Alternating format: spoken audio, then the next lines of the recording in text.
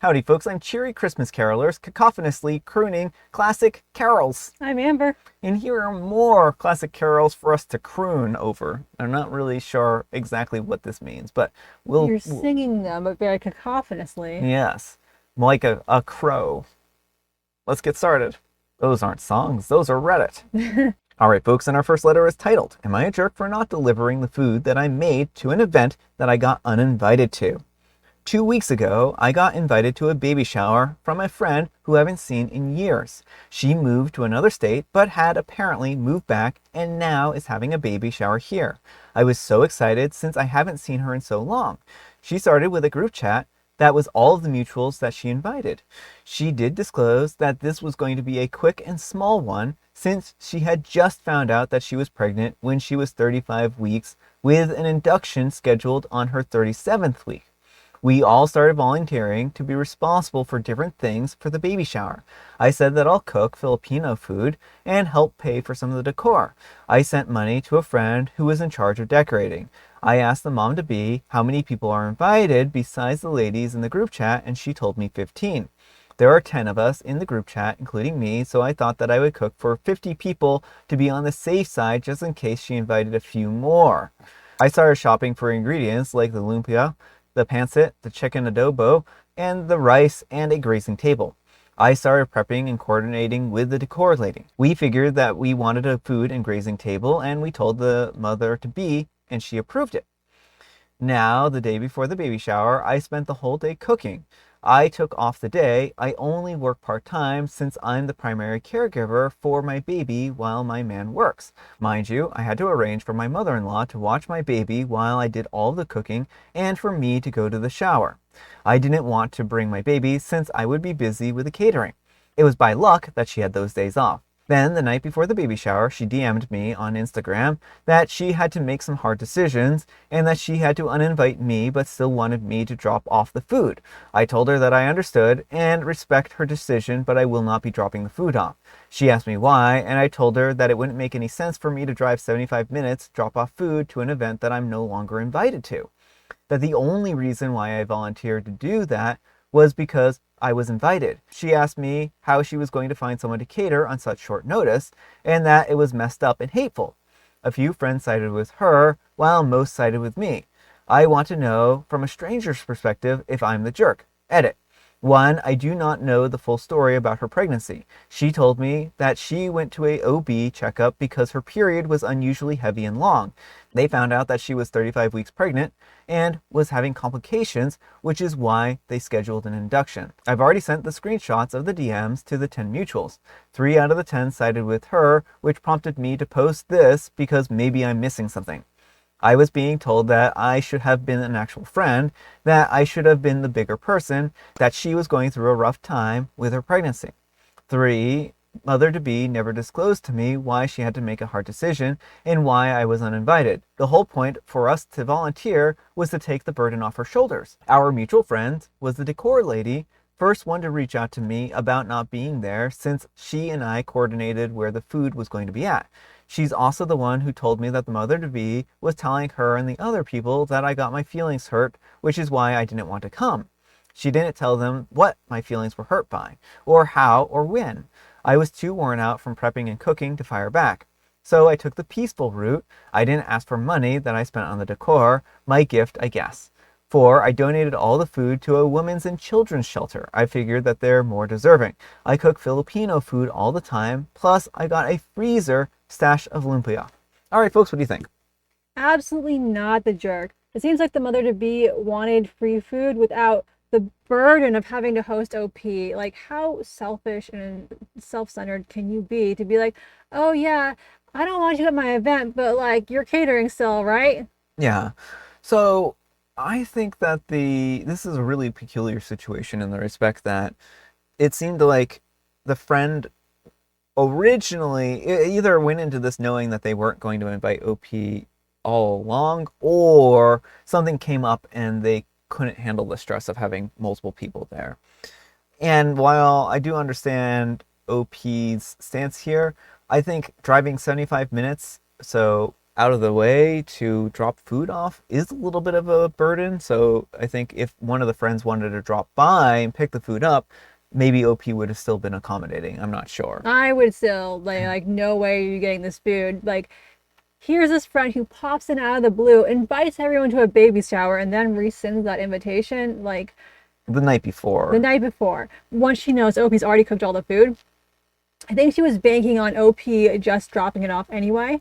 And, if I were OP, I would want to prove a point that you cannot, do that to me, that this was a violation of our friendship and trust. Yeah. And I'm not going to give you free food for your bad behavior. Yeah, I mean, I think that's fair.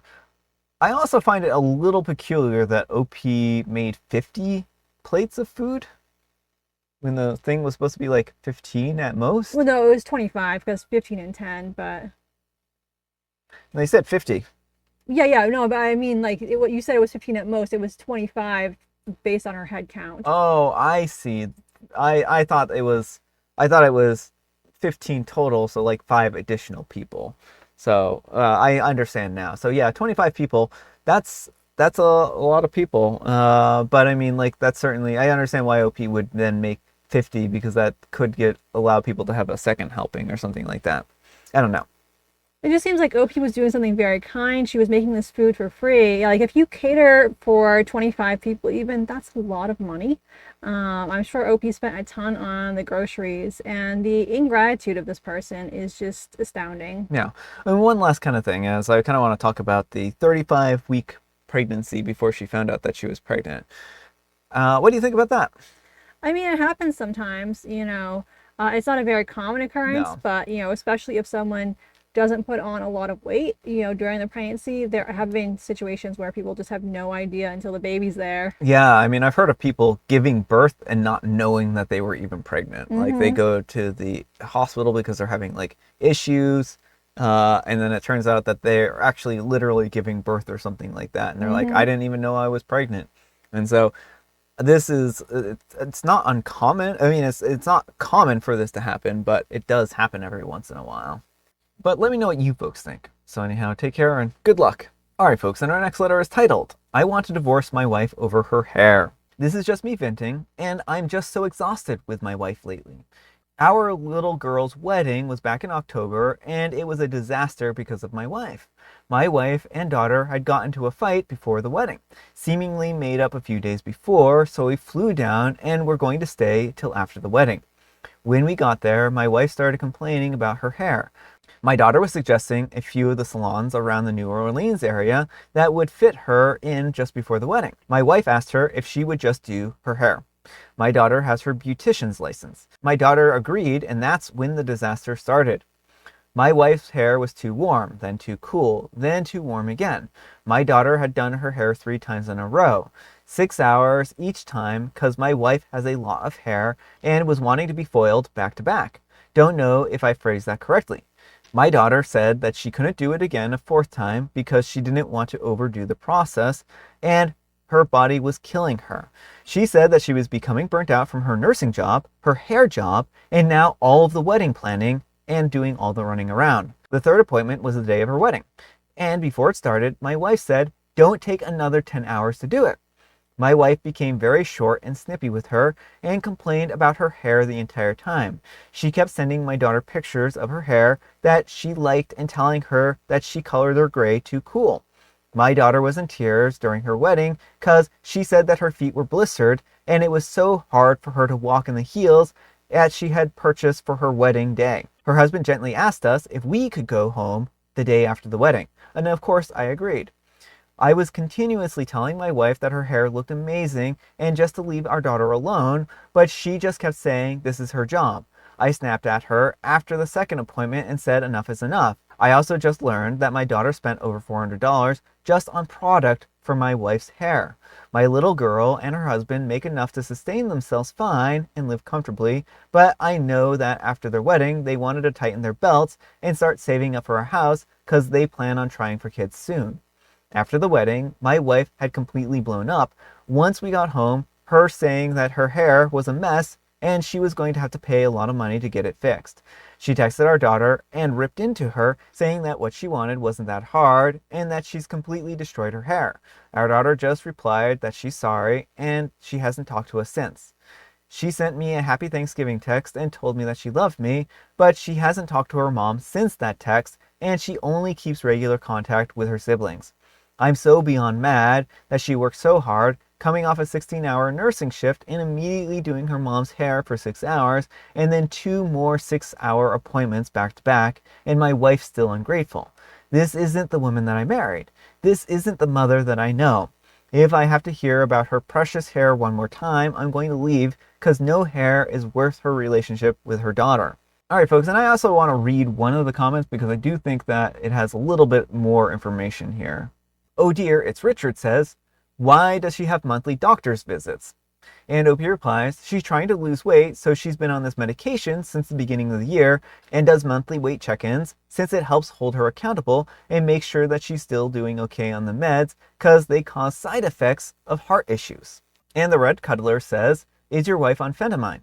That will definitely make someone act like an insufferable jerk. It's essentially speed.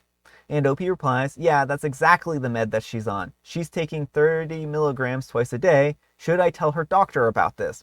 All right, folks, what do you think about this, including the new information, too? I mean, I think a doctor's visit is definitely in order. The way she behaved is not okay. She essentially ruined her daughter's wedding, has been pushing her daughter to absolute physical limits. You should not be expecting your daughter to do your hair on her wedding day. Yeah. Like all her demands were unreasonable, and I think this OP is well within their right to talk to his wife and say, you need to talk to your doctor about these symptoms and be totally honest, and we need to find something else because I cannot stand being with you when you're like this. You are treating our daughter like garbage, and I am not okay with that. Yeah, and I want to point out that, and also in the comments, OP basically says this is really new behavior for her, that she isn't normally like this. And so I think this is one of those cases where if you see someone have drastic changes in behavior, then that's time to start questioning why they're having drastic changes in behavior. This isn't just they've been bad people the whole time. Mm-hmm. This is they are acting in a way that is not normal for them. Right. I do think OP, it's important that they talk to the daughter too. Yeah. Not about the medical things, like the wife should be the one to explain that, but Yeah. like let the daughter know that they are there for her and that they do not support the way that the mom has been treating her and that they are encouraging the mom to seek help. Yeah. So hopefully once she is off this medication, she starts to normal back out and mellow out, because sometimes these things can really mess with people, and it really shows that maybe you won't really recognize or see the difference in yourself, but other people might. And so it's really important that if you see something that's changed in someone that you know, that you talk to them about it, because maybe these drastic personality shifts are something more like a medical condition, right? And like, again, if this had been a drastic medical, a change in her personality, all of a sudden, then I would definitely want her to talk to a doctor, period, because you never know if what's going on with somebody, right? But let me know what you folks think. So anyhow, take care and good luck. All right, folks, and our next letter is titled, Am I a Jerk for Walking Out of Thanksgiving Dinner Because My Ex's Fiance Showed Up? I'm a 27-year-old female, and I ended my engagement to my ex-fiance, a 29-year-old male, last year after catching him cheating on me with a coworker. It was a humiliating and devastating experience. I thought that I could rely on my family for support, but my mom, a 55-year-old female, was oddly neutral about the whole thing. She said things like, everyone makes mistakes, and are you sure you weren't just overreacting? As if I didn't see the texts and photos with my own eyes. Fast forward to this year, I've moved on, and I'm in a healthy, loving relationship with my boyfriend, a 28-year-old male. He's not wealthy like my ex, but he is loyal, kind, and hardworking. My mom, however, hasn't hidden her disapproval of him. She once told me that he's nice, but he's not exactly husband material, is he? And then she's made comments like, your ex could have provided you with such a comfortable life. I brushed it off because I know my mom can be superficial, and I didn't want to let it ruin our relationship. Well, Thanksgiving rolls around, and I was excited to bring my boyfriend to meet the whole family. When we arrived, I immediately noticed a familiar car in the driveway. I thought, no, it can't be. But when we walked in there, my ex was in there, sitting at the table, laughing with my siblings like nothing had happened. My boyfriend looked at me, confused, and I felt my stomach drop. I pulled my mom aside and asked what he was doing there. She said, "Oh, I invited him. He's practically family." I reminded her how much he hurt me and pointed out that I had brought my boyfriend. Her response was, "Well, your boyfriend isn't exactly Thanksgiving material, is he? Fiance belongs here." She said it loud enough for my boyfriend to overhear. I was furious. I told her that if my ex stayed, that we were leaving. She rolled her eyes and said, "Don't be dramatic. It's not like you're still dating him. Be an adult and get over it." At that point, I told my boyfriend that we were leaving. My mom yelled after me, accusing me of ruining Thanksgiving and embarrassing her in front of an important guest. Now my family is blowing up my phone. Some are saying that I'm overreacting and that I should have just ignored my ex, while others are on my side saying that my mom was out of line. My mom, of course, is playing the victim. I claiming that I humiliated her and that she only invited my ex because she thought that it would help heal old wounds. Was I really being overdramatic? Am I the jerk? All right, folks, what do you think?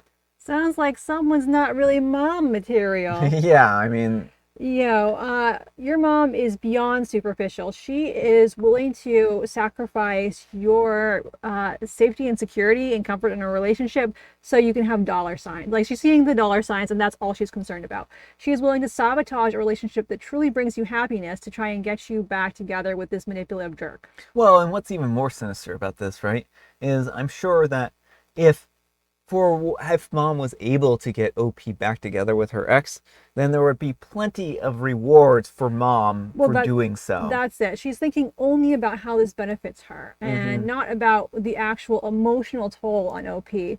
Like, that's just such a cruel thing to do to your child. And it wasn't just a matter of have dinner and ignore the ex, because we all know the entire dinner, mom would be talking up ex and talking down OP's boyfriend. The entire goal was to make OP's boyfriend so uncomfortable that he ran. Yeah.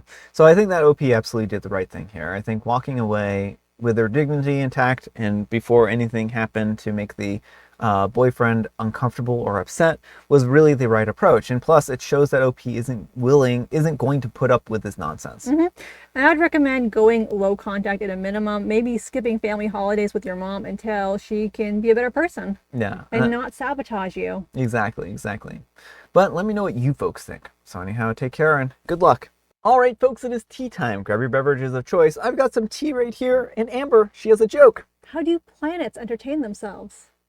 Well, planets entertain themselves by orbiting around the sun because that's what they like to do. They find it really enjoyable. It's like a roller coaster. They read comic books. Oh, comet books. Comet books. Yeah, that makes sense. That checks out. And I have the special guest tea. More matcha. And I'm just reminding everyone that Violent Advents, which is a Christmas horror anthology, comes out on December 12th. You can pre-order the ebook right now, and paperbacks will be available on release day. I have a story in there. It's a standalone, but if you've read my story, The Doll, then you may see some familiar faces. And all the money we raise goes to benefit the American Heart Association and British Heart Foundation. All right, folks, that's all the time we have for today. Thank you so much for watching. Happy Friday, Junior, folks. Happy Friday, Junior. Thanks so much to Amber for joining me today. Thank you for having me. Amber, we need some kind of moral advice and or guidance, and please have it as though you are a beautician doing someone's hair for 12 hours. Ouch. It was 18 hours. That's what the beautician said. It was 18 hours, not 12 hours. Thanks so much for watching, and we'll see you all tomorrow. Bye.